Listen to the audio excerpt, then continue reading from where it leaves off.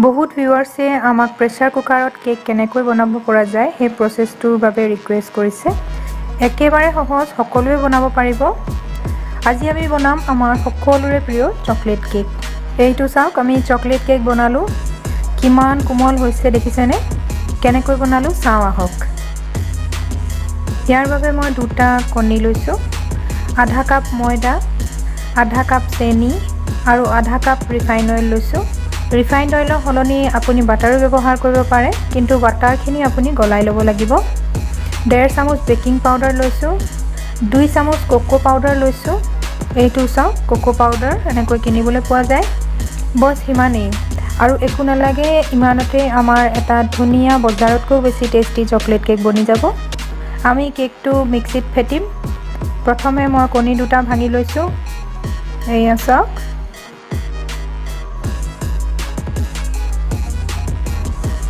ইয়াত মই এতিয়া আধা কাপ চেনি যোগ কৰি দিছোঁ। বহুতেই চেনিৰ পাউডাৰহে ব্যৱহাৰ কৰে, মই এনেকৈ বনাই দিওঁ, একো ডিফাৰেঞ্চ মই ধৰিব নোৱাৰোঁ। এয়া চেনিখিনি যোগ কৰি দিলোঁ। এইখিনি আমি এতিয়া মিক্সিত ফেটি ল'ম। 20 ছেকেণ্ড মানকৈ আপুনি 3বাৰ ফেটি ল'ব। এইখিনি ফেটা হৈ গ'ল। এইবাৰ আমি ইয়াত ময়দাখিনি যোগ কৰি দিছোঁ, লগতে দি দিছোঁ বেকিং পাউডাৰখিনি। 1.5 চামুচ বেকিং পাউডাৰ মই বেলেগকৈ উলিয়াই ৰাখিছিলোঁ। এইবাৰ যোগ কৰিছোঁ 2 চামুচ কোকো পাউডাৰ। এতিয়া যোগ কৰি দিম আমি তেলখিনি। যদি আপুনি বাটাৰ ব্যৱহাৰ কৰিছে তেনেহ'লে বাটাৰখিনি যোগ কৰি দিব। এইবাৰ আমি এইখিনি মিক্সিত ভালদৰে ফেটি দিম। কেতিয়াবা কণীৰ চাইজটো অলপমান সৰু থাকিলে বেটাৰটো অলপমান বেছি গাঢ় হয়। এয়া চাওক, মোৰখিনি অকণমান গাঢ় হৈ গৈছে, কিন্তু কোনো কথা নাই। তেনেকুৱা হ'লে আপুনি অলপমান গাখীৰ মিহলি কৰি দিব। এয়া মই অলপমান গাখীৰ মিহলি কৰি দিছোঁ।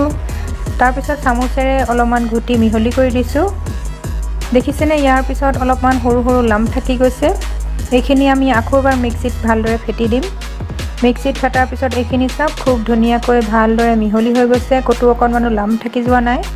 কনচিষ্টেঞ্চিটো দেখিছেনে? ইমানটোৱে হ'ব লাগে। এইটো কেক মল্ডত মই কেকটো বনাম। মল্ডটোৰ তলত আপুনি বাটাৰ পেপাৰ পায় যদি বাটাৰ পেপাৰ এখন পাৰি দিব, নহ'লেতো আপোনাৰ ঘৰত বগা কাগজ এখন ওলাবই। মই তেনেকুৱা বগা কাগজ এখনেই গোলকৈ কাটি লৈছোঁ। এতিয়া আমি ইয়াত তেল লগাই গ্ৰীজ কৰিম। মই তেল লোৱা কাপটোত অলপ তেল থাকি গৈছিলে, সিমানখিনিয়ে মই ইয়াত ভালদৰে গ্ৰীজ কৰি দিম। এয়া গ্ৰীজ কৰা হৈ গৈছে। এতিয়া মই মিক্সিটোৰ পৰা গোটেই কেকৰ বেটাৰখিনি উলিয়াই পেলাম। এইখিনি মই উলিয়াই পেলালোঁ। এতিয়া মল্ডটো আপুনি 2বাৰমান ভালকৈ থেকেচি দিব, যাতে বেটাৰখিনিৰ লেভেলটো একেবাৰে সমান হৈ যায়। এইখিনি এতিয়া আমাৰ কেক বনাবলৈ তৈয়াৰ হৈ গৈছে। প্ৰেছাৰ কুকাৰটো লৈছোঁ। প্ৰেছাৰ কুকাৰটোৰ তলত অলপমান নিমখ ঢালি দিব লাগে। এই ধৰক এপোৱামান নিমখ তলত দি দিব। ভালদৰে নিমখখিনি বহলাই মেলি দিব। সেয়া চাওক। তাৰপিছত এনেকুৱা ষ্টেণ্ডডাল, যিডাল বজাৰত কিনিবলৈ পায়, সেইডাল নিমখখিনিৰ ওপৰত এনেকৈ ৰাখি দিব।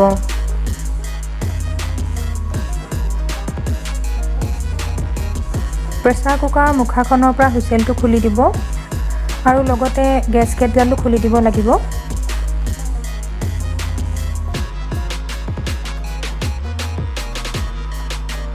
তাৰপিছত আমি গেছ ষ্টভটো জ্বলাই মিডিয়াম ফ্লেমত ঢাকোনখন বন্ধ কৰি কুকাৰটো অলপমান প্ৰিহিট হ'বলৈ দিম। কুকাৰটো আমাৰ প্ৰায় 7 মিনিটমান প্ৰিহিট হৈছে। খুব সাৱধানেৰে কেকৰ মল্ডটো আমি এতিয়া এই ষ্টেণ্ডডালৰ ওপৰত দি দিম। এয়া লাহেকৈ মই দি দিছোঁ। কেকৰ বেটাৰখিনি কেক মল্ডটোৰ আধাতকৈ বেছি ওপৰলৈ আহিব নালাগে, তেতিয়া কেকটো ভালদৰে নিসিজে।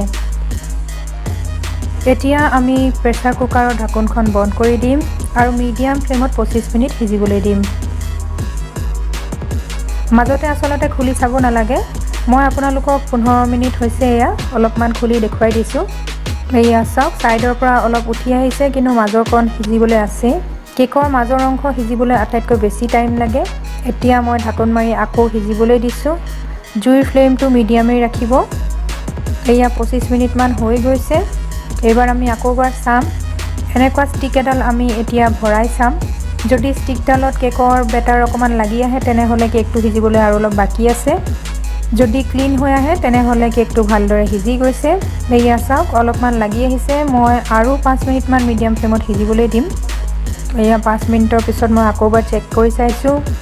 আপুনি টুথপিকেৰেও চেক কৰিব পাৰে, নহ'লে কাটা চামুচ এখন ভৰাইও চেক কৰিব পাৰে।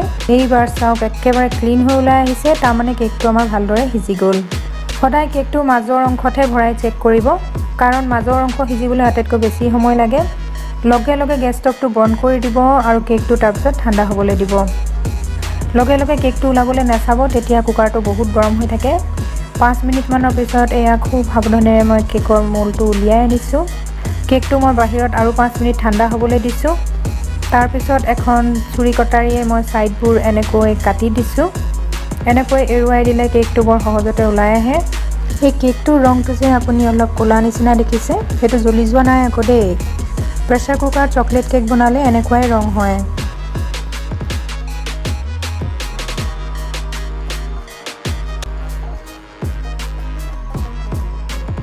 তাৰপিছত মোলটো ওলোটাই আপুনি চুৰি কটাৰীখনেৰে বাহিৰত এনেকৈ টুকুৰিয়াই দিব। এতিয়া লাহেকৈ মোলটো উঠাই লৈ আনক। এইটো চাওক আমাৰ কেকটো ওলাই আহিছে। এইবাৰ তলত থকা কাগজখন লাহেকৈ এৰুৱাই পেলাওক। এইয়া চাওক ধুনীয়াকৈ কেকটো ওলাই আহিছে। তলফালৰ পৰা কিমান ধুনীয়া হৈছে কেকটো চাওক, আৰু কাগজখনতো অলপো লাগি ধৰা নাই। কেকটো মই একেবাৰে উল্টাই পেলাইছোঁ। এতিয়া এপিচ কেক মই এতিয়া কাটি দেখুৱাওঁ আপোনাক। কেক এপিচ মই কাটিছোঁ, একেবাৰে মাজৰ অংশলৈকে কাটিছোঁ, কাৰণ মাজৰখিনি সিজিলে নাই মই আপোনাক দেখুৱাম। এইয়া চাওক কেক পিচ কিমান ধুনীয়াকৈ সিজিছে আৰু কিমান কোমল হৈছে চাওক। মই অলপ চেপি দেখুৱাইছোঁ। আপুনি যদি চকলেট কেকৰ সলনি আনবিধ বেচিক কেকবিধ বনাব খুজিছে, আমাৰ আৰু এটা ভিডিঅ' আছে, তাৰ লিংকটো আমি ডেছক্ৰিপশ্যন বক্সত দি দিছোঁ। আপুনি তাত থকা সামগ্ৰীবোৰৰ আধা পৰিমাণ লৈ এনেদৰে প্ৰেছাৰ কুকাৰত কেক বনাব পাৰিব। মোৰ ল'ৰা ছোৱালীকেইটা একদম বলিয়া নিচিনাকৈ চকলেট কেক ভাল পায়। বনাই থাকোঁতে গোন্ধ পাই ৰৈ আছে কেতিয়ানো খাবলৈ পাম বুলি।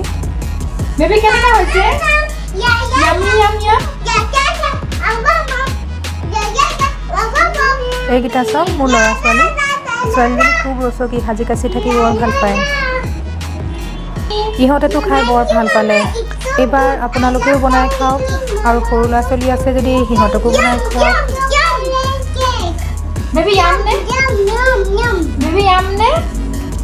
যদি আমাৰ ভিডিঅ'টো চাই ভাল লাগিলে তেনেহ'লে লাইক কৰিব, শ্বেয়াৰ কৰিব আৰু কমেণ্ট কৰিব, আৰু লগতে আমাৰ চেনেলটো ছাবস্ক্ৰাইব নিশ্চয় কৰিব, আৰু বেল আইকনটো দবাই দিব। তেতিয়া আমি নতুন ৰেচিপি আপলোড কৰিলে আপোনালোকে গম পাই থাকিব। অতি সোনকালে পুনৰ লগ পাম আৰু এটা নতুন ভিডিঅ' ৰেচিপি লৈ। তেতিয়ালৈকে বাই বাই।